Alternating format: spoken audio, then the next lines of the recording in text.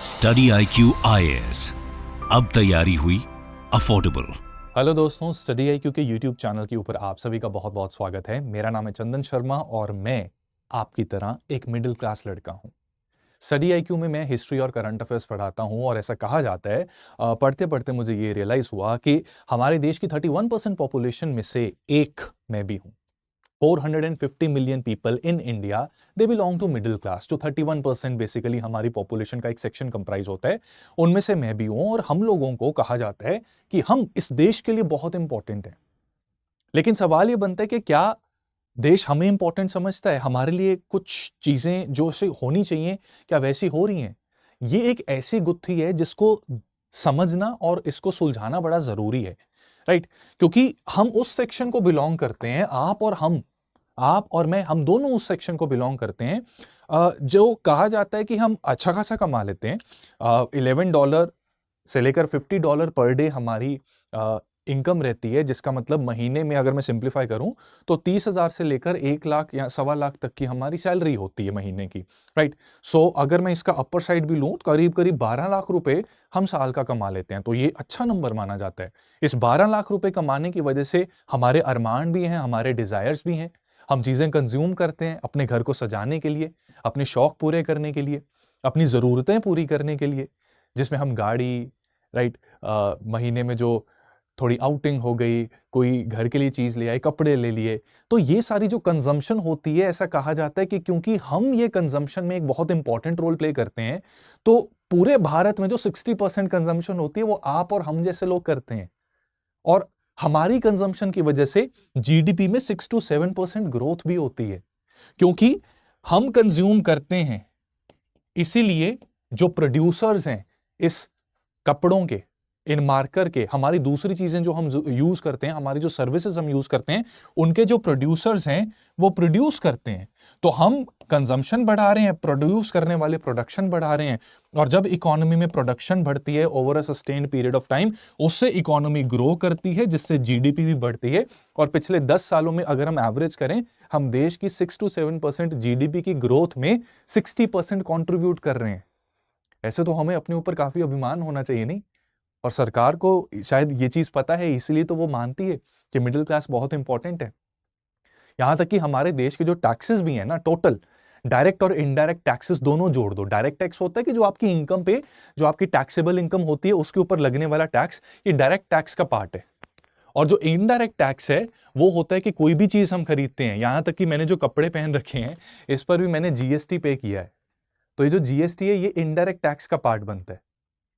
तो कुल मिलाकर सरकार के पास जो टैक्सेस आते हैं उसका 55% आप और मैं देते हैं मिलकर। तो सरकार को तो हम इंपॉर्टेंट लगेंगे ही, लेकिन क्या हमें वो सब कुछ मिल रहा है जो हमें मिलना चाहिए हमारी सरकार से?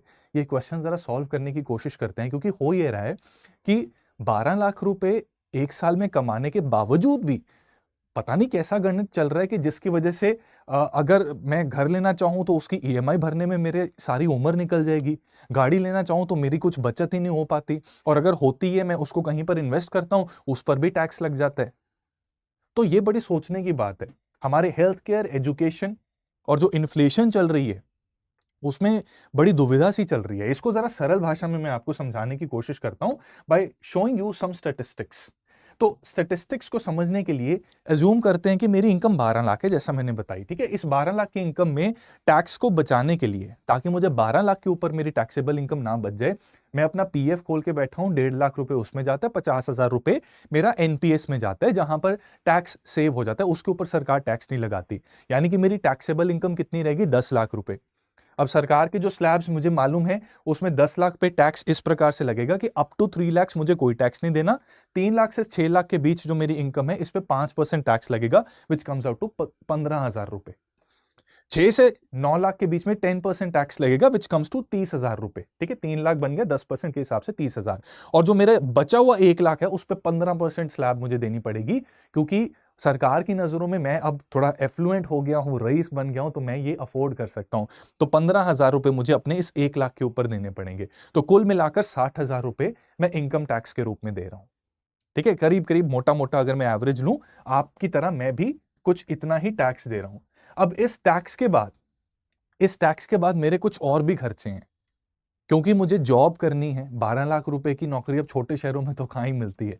तो जॉब करने के लिए मुझे दिल्ली एनसीआर आना पड़ा, यहाँ गुड़गांव में मुझे रहना पड़ा, और मेरी शादी हो चुकी है, we have a small family, and उसमें मुझे रेंट पे करना पड़ता है। तो गुड़गांव में बहुत ज़्यादा नेगोशिएट करने के बाद भी अगर 2 BHK भी आपने अगर लेना है तो उसका भी 30,000 से कम में नहीं मिलेगा। और क्योंकि मैं मिडिल क्लास हूं, मेरी एस्पिरेशंस हैं, मेरी फैमिली है, तो उनके भले के लिए, उनकी सहूलियत के लिए मैं बहुत ज़्यादा खराब जगह पे भी नहीं रह सकता। तो 30,000 से कम तो बिल्कुल नहीं मिलता। तो 3,60,000 रुपए मुझे रेंट पे करना पड़ता है। अभी बच्चे हैं तो नहीं, लेकिन अगर वो हों, जो कि मैं जानता हूं कि आप में से कई लोगों के हो सकते हैं, उनकी एजुकेशन में गुड़गांव जैसे शहर में 15 से 30,000 रुपए महीने की स्कूल की फीस जाती है। तो मैं सबसे न्यूनतम मूल्य यहां पर लेता हूं कि 15,000 रुपए की भी स्कूल फी मंथली अगर हम देखें, क्योंकि सरकारी स्कूलों में थोड़ी ना भेजेंगे बच्चों को, हम मिडिल क्लास हैं। हमारे लिए हमारी जो कुंजी है, पूंजी, जमा पूंजी जो है हमारी, हमारे सक्सेस की कुंजी और हमारी जमा पूंजी, वो हमारे बच्चे ही होते हैं। तो उनकी अच्छी एजुकेशन के लिए मैं उनको सरकारी स्कूल नहीं भेज सकता, क्योंकि कहीं ना कहीं मैं जानता हूं कि सरकारी स्कूल में उतनी अच्छी फैसिलिटीज नहीं मिल पाएंगी। तो प्राइवेट स्कूल में 15,000 रुपए महीने के लग जाएंगे, और उस 15,000 को अगर आप साल के हिसाब से देखोगे तो 1,80,000 का वहां खर्चा आ जाता है। जिंदा रहने के लिए मुझे खाना भी खाना है, पानी भी पीना है, कुछ और भी नेसेसिटीज होती हैं जिनको हमें लेना है। तो ग्रोसरीज के ऊपर मेरा 15,000 रुपए महीना खर्चा हो जाता है, साल का करीब करीब 1,80,000 खर्च हो जाता है। ऑफिस जाने के लिए या तो मैं कैब करूंगा, अगर कैब नहीं तो मैं क्या करूंगा, मैं अपनी गाड़ी लेने की सोचूंगा। क्यों? क्योंकि मैं मिडिल क्लास हूं। 12 लाख का पैकेज जब लगता है तो बहुत खुशी होती है घर में, और उसमें यही लगता है कि अपने स्टेटस को फिर बनाए रखने के लिए हम लोग कोशिश करते हैं, क्योंकि हम एस्पिरेशनल हैं। हम लोग 10 लाख की गाड़ी लेने की कोशिश करेंगे, चलो 8 लाख की भी लेने की कोशिश की, तो उस गाड़ी का जो ईएमआई भरना पड़ता है, 1 लाख की मेरी सेविंग्स थी, उन सेविंग्स को यूज करके मैंने डाउन पेमेंट की। डाउन पेमेंट करने के बाद जो मेरी मंथली ईएमआई बनती है वो करीब करीब 18,000 की बनती है। 2,16,000 मुझे ईएमआई में देना पड़ता है अपनी कार के लिए। उस कार को ऐसा नहीं है कि हम यूज नहीं करते हैं, हम यूज करते हैं। कभी कभी मैं और मेरी वाइफ मेरे इन लॉज यानी कि उनके मायके चले जाते हैं, वहां हम विजिट कर लेते हैं, और काफ़ी अच्छा हम टाइम स्पेंड करते हैं। ऑफिस आने के लिए मैं इस कार का इस्तेमाल करता हूँ। 4 लोग देखते हैं तो थोड़ी और इज्जत बनती है। उस इज्जत को कमाने के लिए मुझे 2,16,000 रुपए साल के देने पड़ते हैं। और कुल मिला के मेरा सिर्फ जीने, जिंदा रहने का जो खर्चा आप टोटल करोगे ना अगर, तो ये कुल मिलाकर 9,36,000 का बन रहा है। कुल मिलाकर ये 9,36,000 का बन रहा है, और इसमें मैं इनकम टैक्स जो दूंगा 60,000, 9,96,000 बन गया। मेरी टैक्सेबल जो मेरे हाथ में जो पैसा है सेविंग्स करने के बाद, वो तो 10 लाख का ही था ना। तो मैं मतलब साल में सिर्फ 4,000 ही सेव कर पा रहा हूं इस तरह से। और इसमें सरकार को ऐसा नहीं कि ये मत समझिएगा कि आप और हम जैसे लोगों ने 60,000 रुपए इनकम टैक्स दिया। हम कितने दे रहे हैं? ये जो 9,36,000 रुपए हम खर्च कर रहे हैं ना, इसमें चलो प्राइमरी एजुकेशन में टैक्स नहीं लगता, हायर एजुकेशन में लगता है, पर ग्रोसरीज पे लगता है, और जो हम गाड़ी खरीदेंगे उस पे भी लगेगा। तो ये जो टैक्स है ना, ग्रोसरीज पर लगने वाला टैक्स, जो 1,80,000 पे एवरेज मान लेते हैं कि 12% जीएसटी के हिसाब से हम इस पे टैक्स दे रहे हैं, क्योंकि कुछ चीजों में 18% लगता है, कुछ चीजों में 10% या उससे कम भी लगता है। तो एवरेज अगर 12% भी माने तो 1,80,000 के जो मैं पे कर चुका हूं, इस 1,80,000 में से 21,600 रुपए भी सरकार को जा रहे हैं इनडायरेक्ट टैक्स की फॉर्म में। तो बहुत से लोग कहते हैं कि इंडिया में डायरेक्ट टैक्स पे करने वाली जनता तो है ही नहीं, मिडिल क्लास में भी कितने लोग डायरेक्ट टैक्स नहीं पे करते। भैया, डायरेक्ट टैक्स पे आप भले ही ना करते हो, इनडायरेक्ट टैक्स पे आप कर रहे हो, और उस इनडायरेक्ट टैक्स में से ऑलरेडी आपका कट जाता है टैक्स सरकार के लिए। और जो गाड़ी हम खरीदते हैं, एवरेज ले लेते हैं, किसी का, मेरा 12 लाख है, किसी का 18 लाख का भी पैकेज होगा, तो वो 10 लाख की गाड़ी के बारे में सोचता है। 10 लाख की गाड़ी जब आप खरीदते हो ना, उस पर 28% जीएसटी लगता है। तो 2,80,000 रुपए आप अपनी गाड़ी के ऊपर भी टैक्स दे रहे, वो इंक्लूडेड है जब आपने पेमेंट की एक्चुअल कॉस्ट गाड़ी की, तो ये काट के निकलती है। ये 2,80,000 तो सरकार को जा रहा है, और इसके लिए हम लोन भी लेते हैं, ईएमआई भी देते हैं। तो कुल मिलाकर अगर हम देखें कि सरकार को 12 लाख रुपए पर मंथ, पर ईयर कमाने वाला इंसान सरकार को एक साल में करीब करीब 3.5 लाख रुपए टैक्स दे देता है। हाँ, मैं जानता हूँ इसमें से कुछ कटौती भी होती होंगी, हाउस रेंट के ऊपर आप कुछ अपना क्लेम कर सकते हो, लोन लिया है तो उसमें कुछ रीइंबर्समेंट मिल जाती है, बट मोटा मोटा 2.5 से 3 लाख रुपए हम टैक्स दे रहे हैं, डायरेक्ट नहीं तो इनडायरेक्ट टैक्सेस की फॉर्म में। And we are 450 million people. और सब कुछ जोड़ दो ना, इसमें अपर मिडिल क्लास को भी जोड़ दो, उनके खर्चे भी ज्यादा हैं, खर्चों के ऊपर जीएसटी लगता है, उनके टैक्स भी फिर ज्यादा चले जाते हैं। तो इसलिए सरकार के लगभग 55% टैक्सेस जो हैं हम लोगों से आ रहे हैं, आप और मेरे जैसे लोगों से।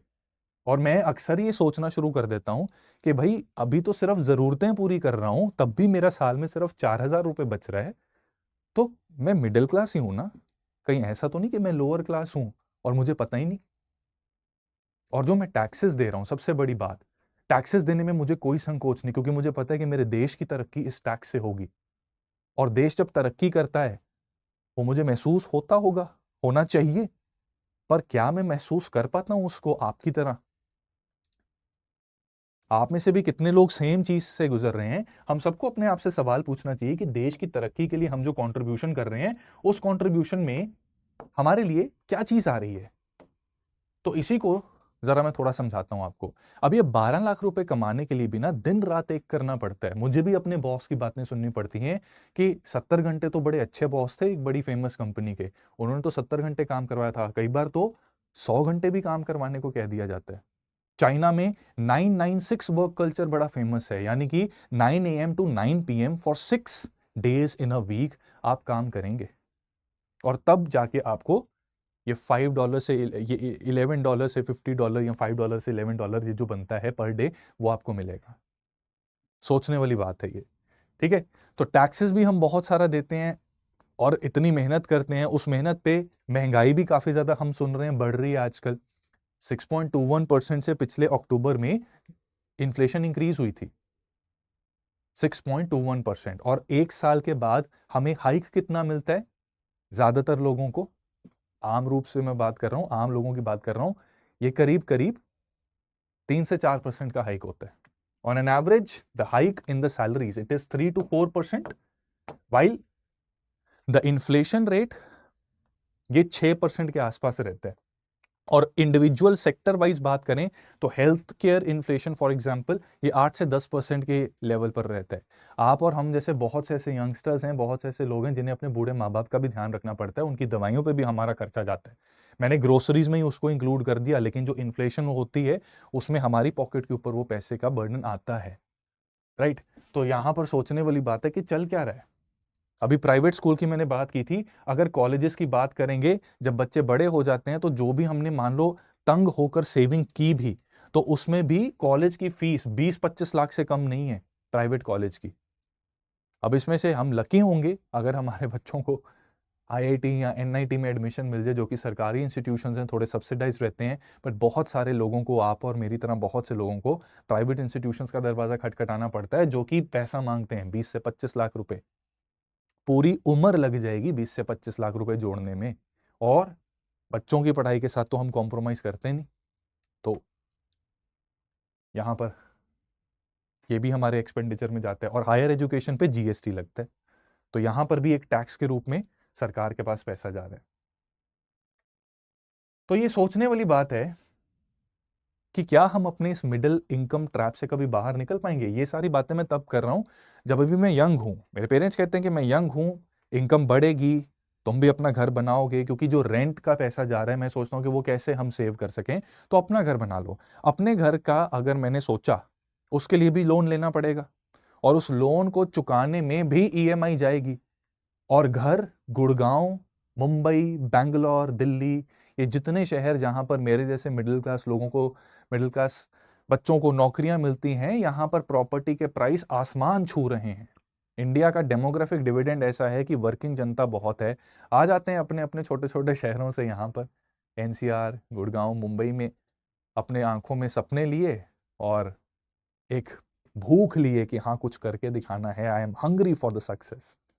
और उसमें होता क्या है कि हम जब ऐसे बड़े बड़े बड़े ख्वाब देखते हैं, तो उसमें when we look at the real estate, तो उसमें पता लगता है कि एक साल के अंदर अंदर, या एक साल के अंदर अंदर 20-25% प्रॉपर्टी का हाइक हो जाता है। और अगर हम 10 साल की एवरेज लें तो प्रॉपर्टीज दुगनी हो चुकी, 1.5 गुना से दुगनी हो चुकी है। यानी कि 10 साल पहले जो चीज 50 लाख की मिल जाती थी वो आज 1 करोड़ से कम तो मिलेगी ही नहीं, राइट। और इसी तरह कई सारी प्रॉपर्टीज इतनी महंगी हैं कि उसके लिए बिना लोन के बाद बनेगी नहीं। लोन लिया भी तो उस पर ईएमआई डलेगी, और अगर ऐसा घर आपने बनाया भी जो आपकी पॉकेट पे बहुत ज्यादा बर्डन ना डाले, वो घर आपको मिलेगा शहर के आउटस्कर्ट्स पे, जहां पर आसपास शायद कोई मार्केट भी ना हो, आपको अपने ऑफिस में कम्यूट करने के लिए भी बहुत सारा पैसा खर्च करना पड़े, राइट।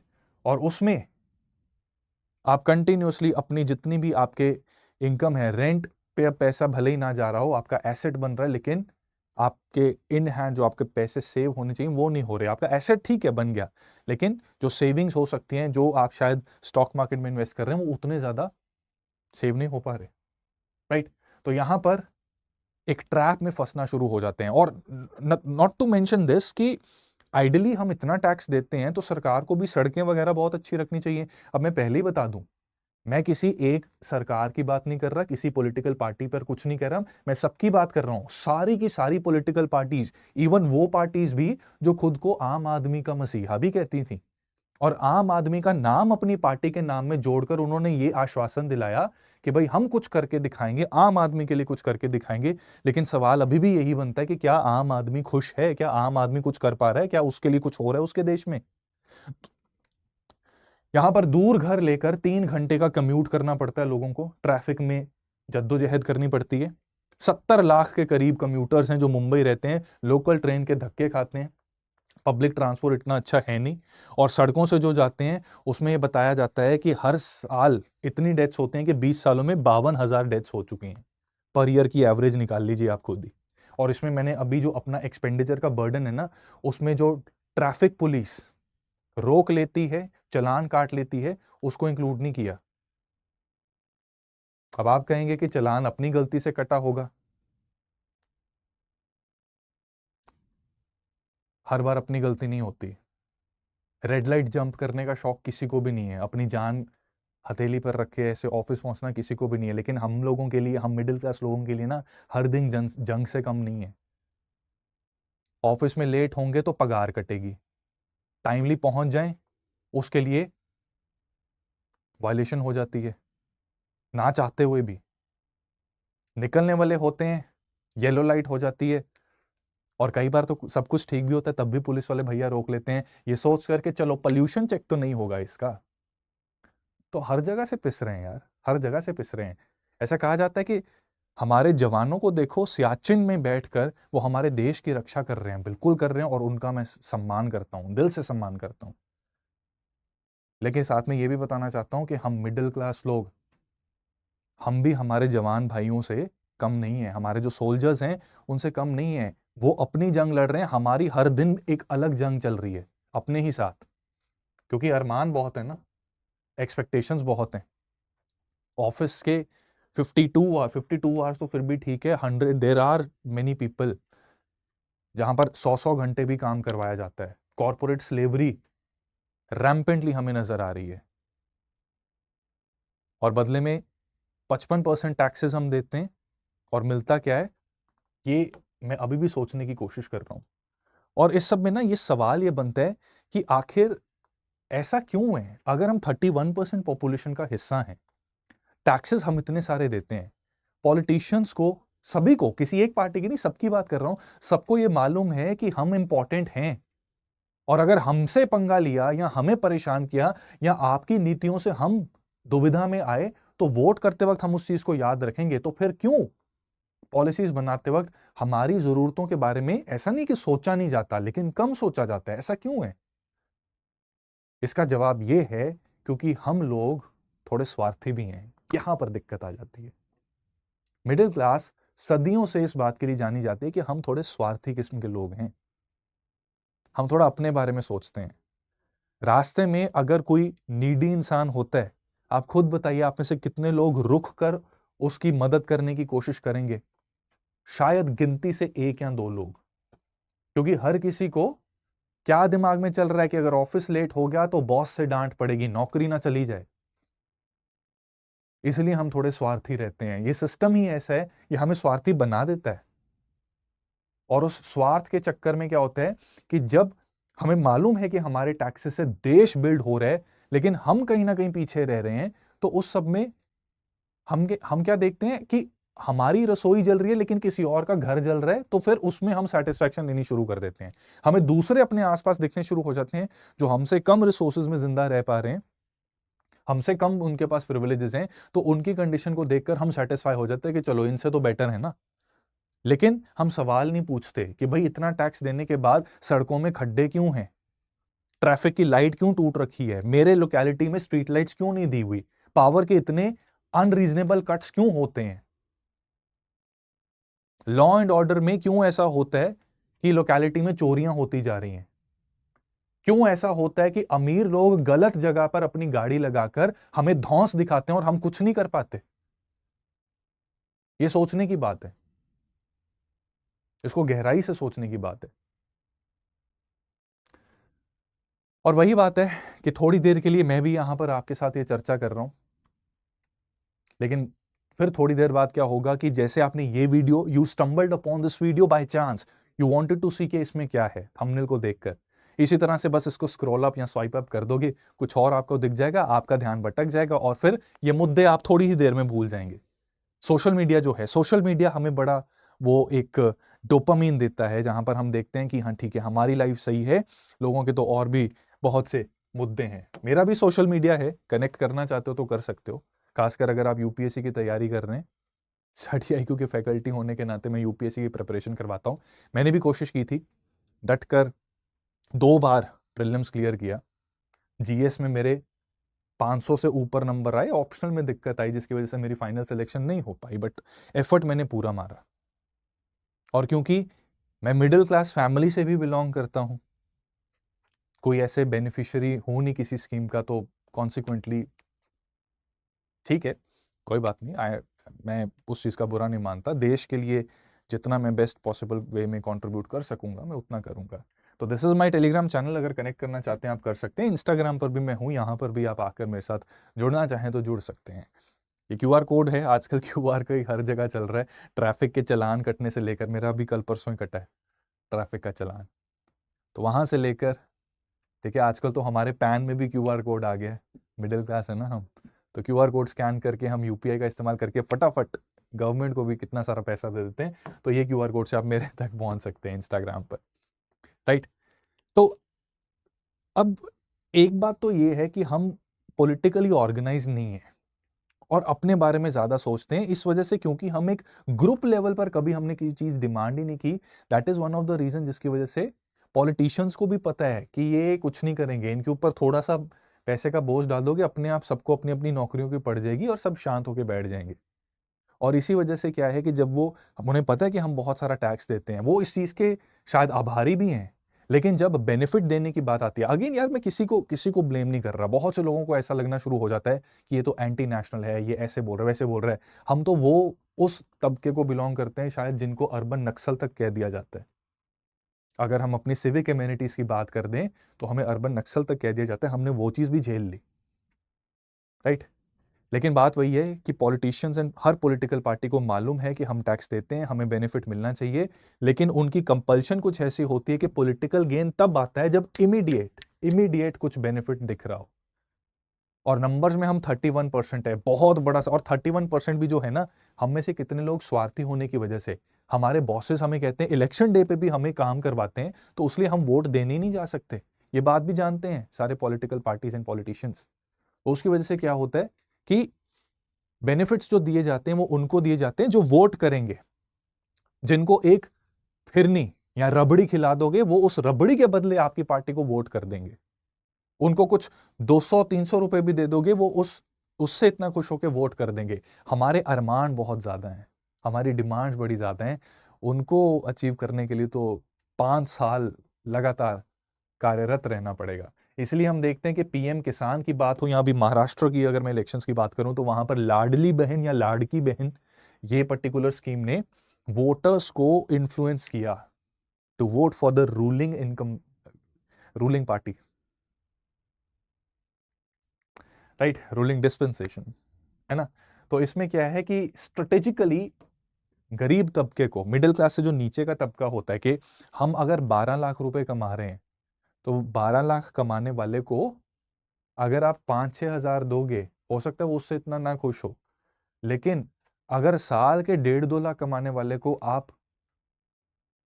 इतना पैसा दे दोगे तो उसको काफी फर्क पड़ेगा और वो आपका लॉयल वोटर बन जाएगा। तो शायद इसीलिए इनके कंसर्न्स को ज्यादा एड्रेस किया जाता है और इस सब में हमारी जो आवाज है वो कहीं ना कहीं दब जाती है।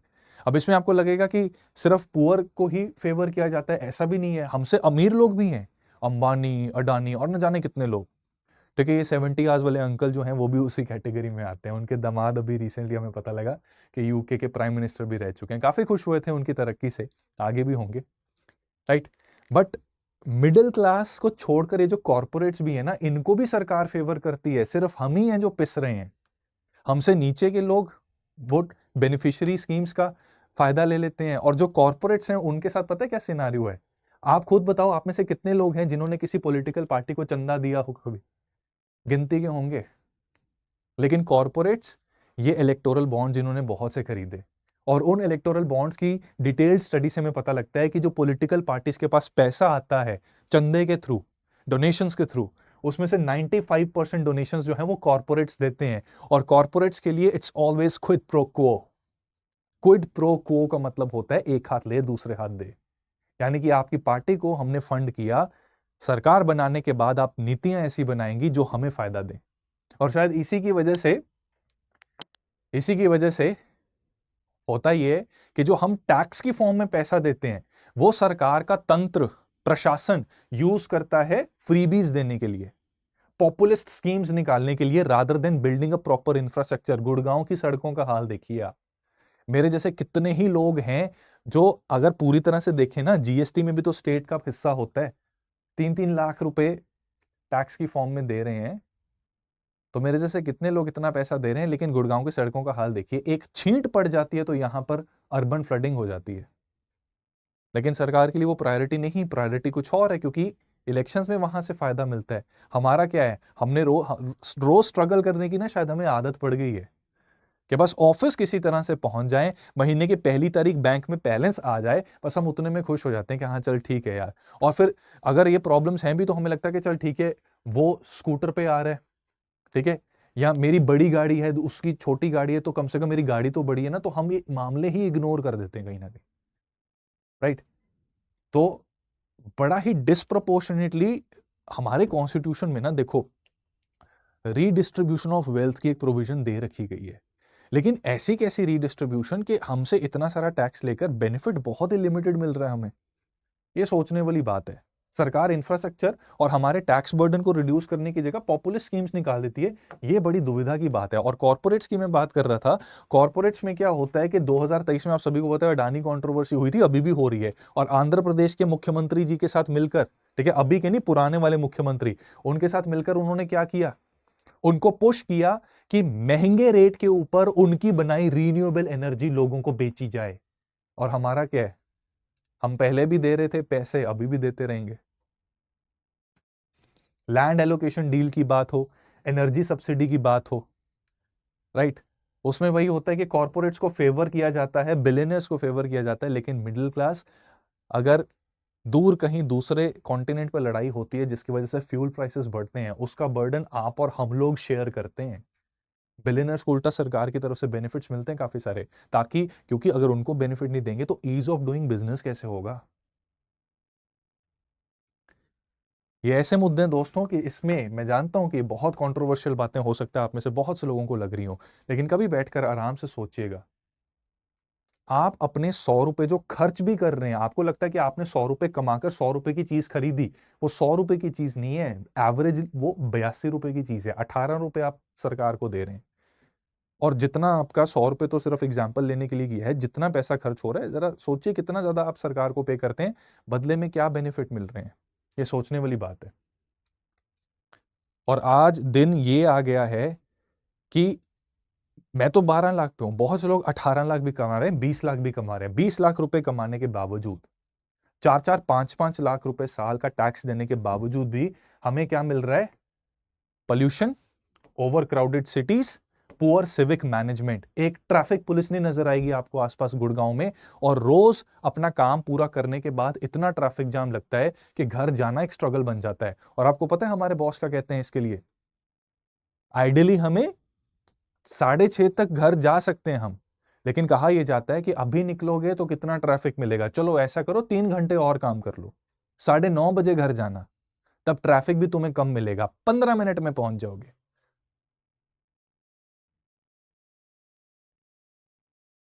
3.5 घंटे एक्स्ट्रा काम, वो 3.5 घंटे जो मैं अपने बूढ़े माँ बाप के साथ स्पेंड कर सकता हूं, वो 3.5 घंटे जो मैं अपनी फैमिली के साथ स्पेंड कर सकता हूं, वो 3.5 घंटे जिसको यूज करके मैं खुद को अपस्किल कर सकता हूं ताकि इस मिडिल इनकम ट्रैप से बाहर निकलूं। क्योंकि सिविक अमेनिटीज नहीं है, सिविक मैनेजमेंट पथेटिक है, इसके लिए मुझे 3 घंटे एक्स्ट्रा ऑफिस में काम करना पड़ेगा। ये है मिडिल क्लास। बैंगलोर की एग्जांपल ले लो, वाटर लॉगिंग हो गई थी यहां पर 2022 में पुअर इंफ्रास्ट्रक्चर प्लानिंग की वजह से, और वाटर लॉगिंग बैंगलोर ठीक है, मुझे लगता है गुड़गांव का रिकॉर्ड वो नहीं तोड़ सकते। तो ये है मिडिल क्लास दोस्तों, this is middle class, this is middle class. और हम देखो हमारी डिमांड्स देखो क्या है, हमारी डिमांड्स है कि आप जॉब्स अच्छी क्रिएट करो, राइट, हमें टैक्स रिलीफ दे दो थोड़ा, हमारी आउट ऑफ पॉकेट एक्सपेंडिचर थोड़ा कम हो जाए। और ऐसा नहीं कि हमारी अगर जेब के ऊपर आप बर्डन कम करोगे, टैक्स का रिलीफ हमें दे दोगे तो देश तरक्की नहीं कर पाएगा। अरे तरक्की तब भी करेगा, आप हमें इनकम टैक्स में थोड़ी सी ढील दे दो, हमारा इन हैंड पैसा जब बढ़ेगा।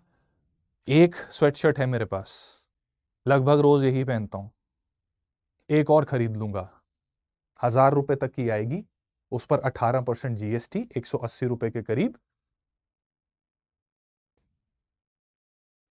सरकार को। तो जितनी कंजम्पशन हमारी बढ़ेगी वो भी देश का फायदा ही करेगी। बिजनेसेस की इनकम बढ़ेगी, उनके वो टैक्स, बेटर टैक्स स्लैब्स में उनसे पैसा आ जाएगा। बट नहीं, टैंजिबल बेनिफिट्स जो इमीडिएटली नजर आ रहे हैं, जिससे इमीडिएट पॉलिटिकल बेनिफिट मिलेगा, वो ज्यादा जरूरी है, वो ज्यादा जरूरी है। तो इसलिए हमारी आवाज एक स्वर में हम बोलते ही नहीं, तो हमारी आवाज दब जाती है, और वही चल रहा है, वही सब चल रहा है। और इन सारी चीजों में मान लो आप और मेरे जैसे लोगों ने 4,000 रुपए बच रहे थे, अगर गलती से मान लो 10-15 हजार रुपए बचाकर स्टॉक मार्केट में इन्वेस्ट किया, उसके ऊपर भी कैपिटल गेन्स टैक्स को इंक्रीज कर दिया गया।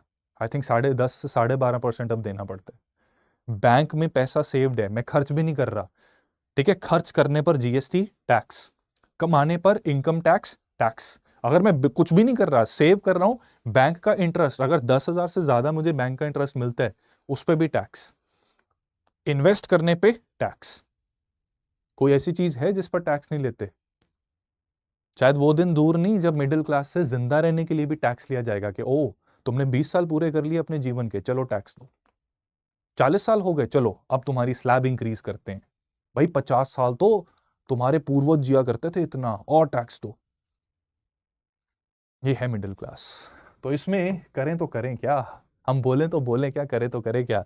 तो देखो दोस्तों, इसमें वही बात है कि सरकार, मैं उम्मीद करता हूं कि धीरे धीरे अवेयर हो रही है, और मिडिल क्लास की भी कई सारी दुविधाओं को ठीक किया जा रहा है। मैं किसी भी गवर्नमेंट के ऊपर एलिगेशन नहीं लगा रहा, किसी भी पॉलिटिकल पार्टी के ऊपर एलिगेशन नहीं लगा रहा। ये जो पूरा का पूरा मामला है ना, ये एक सिस्टमिक फ्लॉ है, सिस्टमिक फॉल्ट है, और ये सिस्टमिक फ्लॉ, सिस्टमिक फॉल्ट धीरे धीरे ठीक हो रहा है। और ये कैसे ठीक हो रहा है, ये नजर भी आ रहा है उत्तर प्रदेश में, दिल्ली में पिछले 5-10 सालों में, हरियाणा में चीजें इंप्रूव हो रही हैं, बट उनकी पेस स्लो है। और इस स्लो पेस में हमारे ऊपर थोड़ा सा बर्डन अगर सरकार कम करना चाहती है, तो सबसे पहले थोड़े से टैक्स रिफॉर्म्स ऐसे कर दिए जाएं कि एटलीस्ट एजुकेशन और हेल्थ केयर के एक्सपेंसेस जो हैं, यहां पर थोड़ा सा कुछ रियायत दी जाए।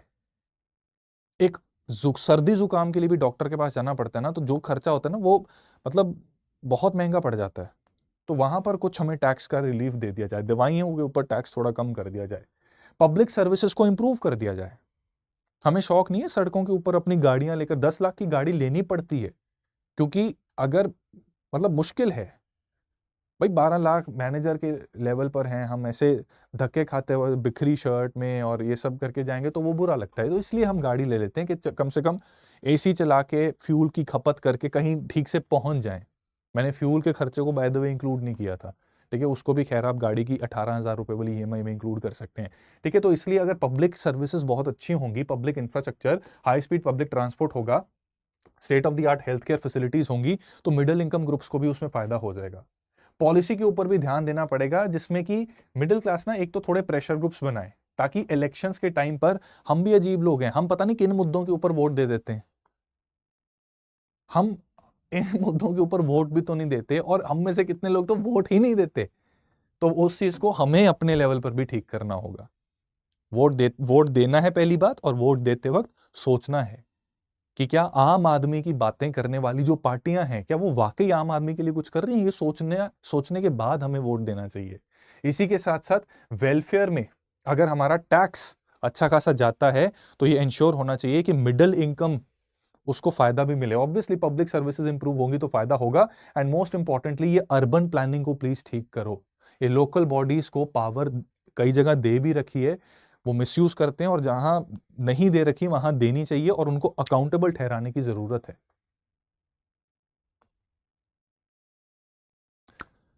उम्मीद करता हूं कि ये वीडियो आपको बहुत ज्यादा नेगेटिव ना लगा हो। बस एक थॉट आप सबके मन में डालना चाहता हूं कि कभी बैठ के सोचिएगा, राइट। एंड नेक्स्ट टाइम कोई भी मुद्दा उठता है तो हमेशा ये वो मुद्दे हैं जो हमें मैटर करने चाहिए, इनके ऊपर सोचिएगा, राइट। एंड बहुत से लोग मिडिल क्लास या मिडिल इनकम ट्रैप से बाहर निकलने का एक जो जरिया होता है, वो क्या देखते हैं कि सिविल सर्विसेज या स्टार्टअप्स। तो स्टार्टअप्स के लिए तो देखो, अच्छी तालीम हासिल करो, अपने कॉलेज की अच्छी पढ़ाई करो, और अगर सिविल सर्विसेज के बारे में आप सोच रहे हैं, तो उसमें ना केवल आप खुद को मिडिल क्लास या मिडिल इनकम ट्रैप से बाहर निकाल सकते हैं, बल्कि बहुत सारे लोग जो आपकी बनाई पॉलिसीज, जो आप रूलिंग पॉलिटिकल एग्जीक्यूटिव के साथ बैठकर पॉलिसी बनाएंगे, उन पॉलिसीज से बहुत से दूसरे लोग भी इस ट्रैप से बाहर निकल पाएंगे। So the country needs you, the country needs talented young individuals जो इस मिडिल इनकम ट्रैप को महसूस कर चुके हैं अपने बचपन में और अपनी मे बी जवानी में भी, और एम्पैथी रखते हुए सबको इससे छुटकारा दिलाना चाहते हैं। सो दोस्त सिंसियर स्टूडेंट्स, मेरी आपसे अपील रहेगी कि if you are targeting UPSC, prepare really well, do not leave any stone unturned for your preparation.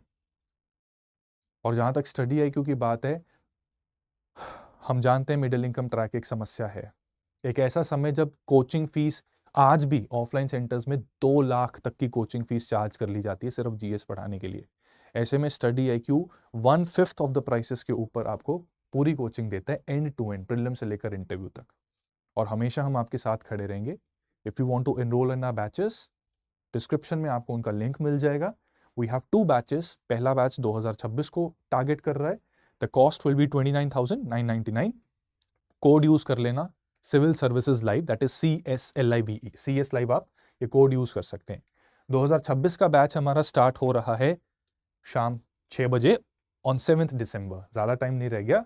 Enrol timely कर लोगे तो आपकी जो किताबें, सेट ऑफ 18 बुक्स हम आपके घर पर डिलीवर करते हैं, वो आपको मिल जाएंगी।